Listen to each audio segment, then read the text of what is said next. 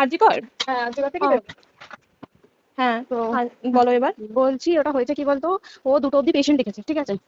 রাত্রে দুটো?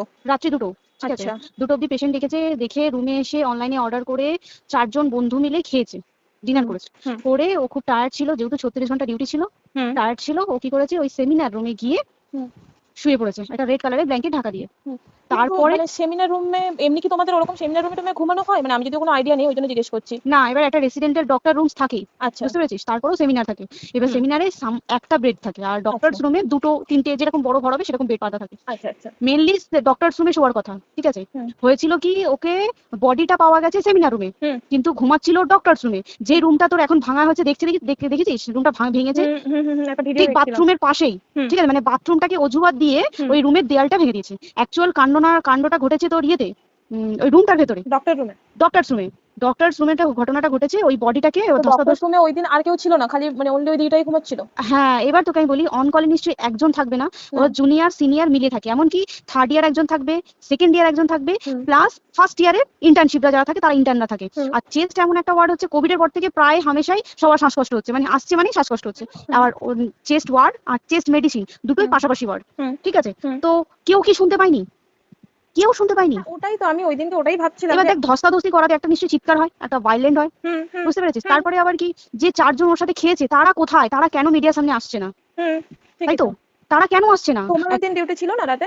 ওই দিনকে আমি নাইটে ডিউটি করছিলাম। আচ্ছা, আমি নাইটে ডিউটি করে এসেছি, আমার লাস্ট নাইট ছিল। তো আমার তো 3 দিন নাইট থাকে, 3 দিন নাইট থাকার পর লাস্ট নাইট ছিল। লাস্ট নাইটের পর বুধবার আমার লাস্ট নাইট, বুধবার রাতে ঘটনাটা ঘটেছে।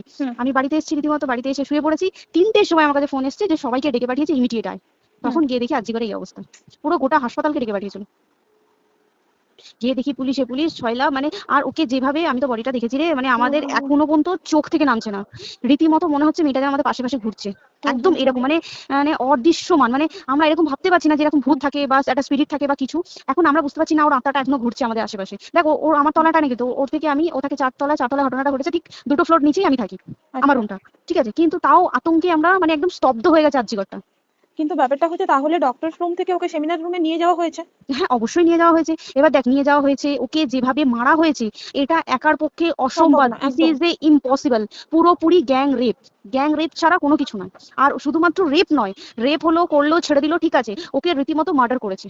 মানে মানে হিসেব মতো যা বুঝছি, মানে তোমার কথাতে ওটা হচ্ছে ওর ওই বন্ধু বান্ধব মেয়েতে জড়িত। এক্স্যাক্টলি, হয় ওর বন্ধু বান্ধব কেউ, ঠিক আছে, মানে 4জনের মধ্যে কেউ, আইদার ওকে এমন কিছু করতে বলতে। দেখ, বড় বড় কোম্পানিতে তো এরকম হয়, মানে হয় তুমি আমার সাথে কম্প্রোমাইজ করো, নয় তুমি চাকরি ছেড়ে চলে যাও, হয় তো।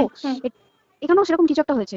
যাকে যে ক্রাইম করেছে সেও কিন্তু নর্মাল ডক্টর নয়, কিন্তু সেও একটা ভালো পোস্টে র্যাঙ্ক করছে, বুঝতে পেরেছিস? তবেই কিন্তু পুরো ব্যাপারটাকে হসপিটাল চেপে যেতে চাইছে, পুরো ব্যাপারটা। তাহলে এই সিভিক যে ও কোথা থেকে আসছে?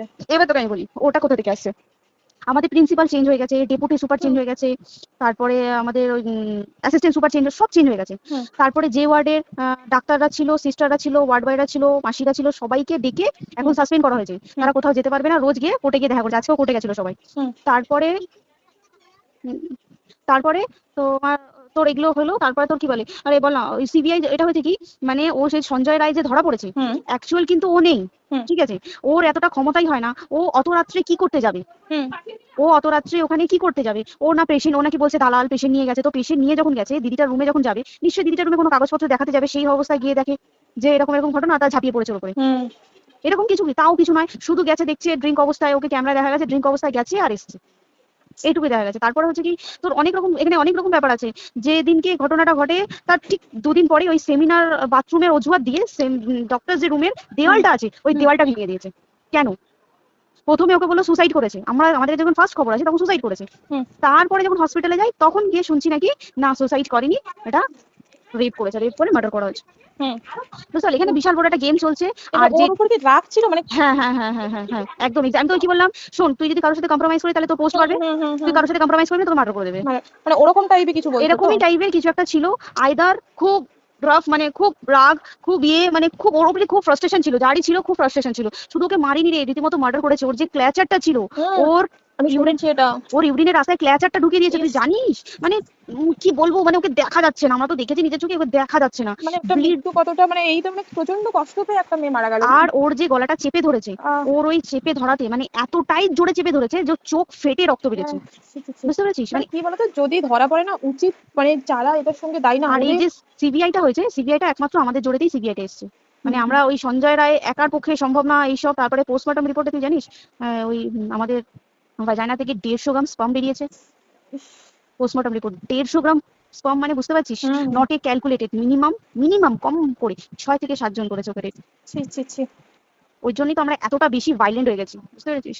আমাদের দেখো, একটা মেয়ে তার কাজের জায়গাতেই ছিল, এমনটা নয় যে রাস্তাঘাটে কোনো বিপদ, তো কাজের জায়গাতেই সেফ নয়। শোন দেখ, বড় বড় কোম্পানিতে কি হয়, রুমের ভেতরে এগুলো হয়, মানে ধর রুমের ভেতরে হলো, যেমন কল সেন্টারে হয়, নাইট শিফটে হয়, এগুলো অ্যাকসেপ্টেবল। বাট হসপিটাল হচ্ছে এমন একটা এরিয়া, আরজিকর বলে না, যে কোনো হাসপাতালে কেউ যদি স্ব ইচ্ছায় কারোর সাথে রিলেশনশিপে গিয়ে করতে চায় সেটা আলাদা জিনিস, কিন্তু ঠিক আছে, কিন্তু কেউ কারো বিরুদ্ধে এইভাবে করতে পারে না রে। তুই জানিস না, মানে ওয়ার্ডে কম বেশি আমরা সবাই ঘুমাই, কম বেশি আমরা সবাই জেগে তো থাকি, তাতে কি কেউ শুনতে পায়নি? তার কি একদম ভাইলেন্স ছিল না? যদি কেউ না শুনতে পারে তাহলে ওর খাবারে কেউ কিছু মিশিয়েছিল, তাই কি না? সেটাও পোস্টমর্টম রিপোর্টে মানে লিক করছে না যে কেন খাবার ও তো খাবারটা খেয়েছিল, সেটা তো নিশ্চয়ই পেটেই ছিল, পেট থেকে তো বমি করে বের করে দেন, সেটা তো ফরেনসিক রিপোর্টে কিছু বলবে। আর তুই জানিস না, দেনার দেন, মানে ধর পোস্টমর্টম রিপোর্ট আসতে 3 দিন সময় লাগে। ও যেদিনকে মরেছে ঠিক তারপরের দিনকে বিকালবেলা পোস্টমর্টম রিপোর্ট বার করেছে, মানে বডি বার করো আর পোড়াও, 10 সেকেন্ডের মধ্যে বাড়িতে নিয়ে গেছে, তারপরে বডি পুড়িয়ে দিয়েছে। মানে কি বলবো, হসপিটাল, মমতা ব্যানার্জি, সবাই, মানে তৃণমূল প্রত্যেক সবাই এটাকে পুরোটাই কেসটাকে চাপা দিতে চাইছে, পুরোটা। তারপরে তুই ভাব, যে মানুষটাকে এত ক্ষতবিক্ষত ভাবে মেরেছে, তাকে অভিষেক ব্যানার রেপ কি কলকাতায় প্রথম হলো? নয়, বিভিন্ন জায়গায় বিভিন্ন ভাবে রেপ হয়েছে, ধরা পড়েছে, ফাঁসি হয়েছে কি জেল হয়েছে। অভিষেক বন্দ্যোপাধ্যায় কেন বললো জাস্ট তোর কি বলে এনকাউন্টার করতে? মানে কি সঞ্জয়কে যদি এনকাউন্টার করে পুরো কেসটা চাপা পড়ে যাবে, স্টুডেন্টরা ঠান্ডা হয়ে যাবে। আর আমরা সেটা মানবো না, আমরা সেটা হতেই দেবো না। তাতে যদি চাকরি মানে আরজিকরটাকে সিল করতে হয়, তাতেও আমরা রাজি আছি, সিল করে দেওয়া হোক, আরজিকর সিল করে দেবে মনে হচ্ছে যদি ঠিকঠাক ভাবে। এবার ওই জন্য আমাদের দাবিতে সিবিআই এসছে। এবার তুই একটা কথা বল, যখন দেখতে পাচ্ছে মমতা ব্যানার্জি যে কলকাতা পুলিশ আমাদের জন্য কিছু করতে পারছে না, আমরা কিছু মানতে পারছি না, 7 দিন ধরে বার করতে পারছে না, তাহলে সেটা 2-3 দিনের মধ্যে কেন হ্যান্ড ওভার করে দিল না? তাই কি না? তারপরে দেখ, পিডব্লিউডি ওটা লো পোস্টের মানুষ, মানে যারা ভাঙচুর করে, মানে সিমেন্টের যারা কাজ করে তাদেরকে পিডব্লিউডি বলে। এবার পিডব্লিউডি নিশ্চয়ই হায়ার অথরিটি থেকে অর্ডার এসছে, তবেই ওরা গিয়ে ভেঙেছে। ওরা নিশ্চয়ই পাগল নয় দুম করে গিয়ে কোনো গভর্নমেন্ট প্রপার্টি ভেঙে দেবে। অর্ডারটা কে পাস করলো যে এখনই চেস্ট ওয়ার্ডটাকে ভাঙতে হলো?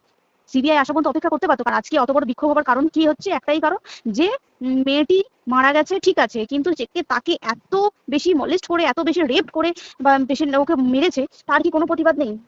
তুই কোথায় সেফ পাবি? তুই আমাকে বল। তুই ধর চাকরি ছেড়ে, আজকাল সরকারি চাকরি ছেড়ে তুই প্রাইভেটও তো একই অবস্থা, প্রাইভেটও একই অবস্থা। তুই কোনো চায়ের দোকান খুলে বসবি, অনার্সিপে তুই বসলেও তাও এসে তো হাজার ছেলেরা থাকে, হাজার ছেলেরা টিস করে, তুই কোথায় কি করবি? তাহলে আমাদের সেফটি কোথায়? আমাদের মুখ্যমন্ত্রী মমতা ব্যানার্জি সে একটা লেডি হয়ে তাহলে আমাদের কি সেফটি দিয়েছে? আমাদের কি লক্ষ্মী ভান্ডার দিলে প্রবলেম সলভ? পুরো মাসের আমাদের কি সব খরচা চলে যায় লক্ষ্মী ভান্ডারে? জানি না, আই ডোন্ট নো। মানে আমরা প্রচুর খেপে আছি, প্রচুর। মানে এর বিচার না চাওয়া পর্যন্ত তুই ভেবে চল কি এটা সলভ হবে না। আমরা বিচার নিয়ে আমি 2 দিন ধরেই ভাবছিলাম তোমাকে ফোন করবো, কিন্তু মানে এটা ওটাতে হয়ে উঠছে না। আর তোমাকে তো আমি ওই দিন রাতেই হোয়াটসঅ্যাপ করলাম না, এবার তখনই না আমি ব্যাপারটা অতটা বুঝতে পারিনি। আর আমার তারপরের দিনই ভোরবেলা ডিউটি, তো আমি খুব সাবধানে থাকিস, খুব সাবধানে থাকিস। হ্যাঁ তাই তো, এখন মানে তোমরাও সাবধানে থাকো সবাই। কি বলবো বল, কিছু বলার নেই। দেখ, আমাদের মধ্যবিত্ত মানুষরা আমাদের চাকরি করে খেতেই হবে, সোজা কথা, তাই কিনা বল? বাবার এত পুঁজি নেই যে বসে বসে খাবো, ঠিক আছে? সেই মেন্টালিটিও নেই, যদিও থাকে মেন্টালিটিও নেই। হ্যাঁ, বাবার পুঁজিতে খাবে। এবার একটা কথা তুই বল, চাকরিটা কোথায় গিয়ে করবো? তুই একটা বল, কোন স্টেটে গিয়ে চাকরি করবো তুই আমাকে বল। ওই যেমন মানে এটা হয়, আমার মা যেমন বাড়ি থেকে 7টার মধ্যে ঢুকে যাও, দিদিকে তো ধরো অনেক রাত অব্দি 9টা 9:30 10টা অব্দি ল্যাবে থাকতেই হয় না। এবার তুই কি করবি বল, কি করবি? কিছু করার আছে? দেখ, ল্যাবেও তো সব ছেলেরা আছে, ছেলে আছে, মেয়ে আছে, তুই কাকে বারণ করবি? তুই কাকে বিশ্বাস করবি বল? তুই ধর কলিগদের সাথে খেতে বসেছিস, ঠিক আছে, তোর টিফিনটা যদি কেউ চাইলে তুই তাকে না দিয়ে পারবি? না, একদমই। আর কার মনে রে কি আছে সেটাই তো কি বলবি বল। এবার তুই বল, খাবারটা যে খাবি, তোর টিফিন কেউ চাইলো, বা তোকে যদি কেউ বলো একটু খা, যেমন আমরা শেয়ারে হয়, স্কুলে যেটা আমাদের শিখেছি, যেটা হয় স্বাভাবিক, এটা সবাই, এটা তো স্বাভাবিক। তুই বল, তাতে যদি এরকম অবস্থা হয় তাহলে কি করবে মানুষ? তুই আমাকে বল।